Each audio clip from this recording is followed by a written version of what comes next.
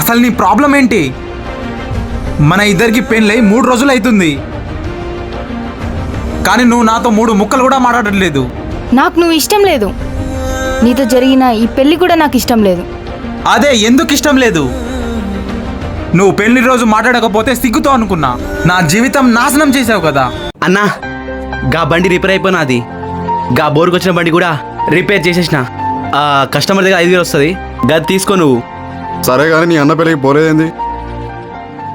ఎంత పిలిచినా పోలే, ఇప్పుడు పోతా అంటున్నావు? అది మా చుట్టాలందరూ వస్తారు పెళ్ళికి, అందరు జాబ్ చేసేటోళ్ళే. నేనేమో జాబ్ చేస్తున్నా అని చెప్పి ఇక్కడ మెకానిక్గా చేస్తున్నా. ఇంట్లో వాళ్ళకేమో తెలియదు. మా అన్నకి నా మీద చాలా నమ్మకం, నేను జాబ్ చేస్తున్నా అని. వాడిని మోసం చేస్తున్నా అంటే నాకు ఎలాగో అనిపిస్తుంది అన్న. ఈ పెళ్లి చేసుకోకపోతే మా నాన్న చనిపోతా అన్నాడు. రామ్ నేను ప్రేమించిన అబ్బాయి. మరి వాన్నే చేసుకోవచ్చు కదా, నా జీవితం ఎందుకు నాశనం చేశావు?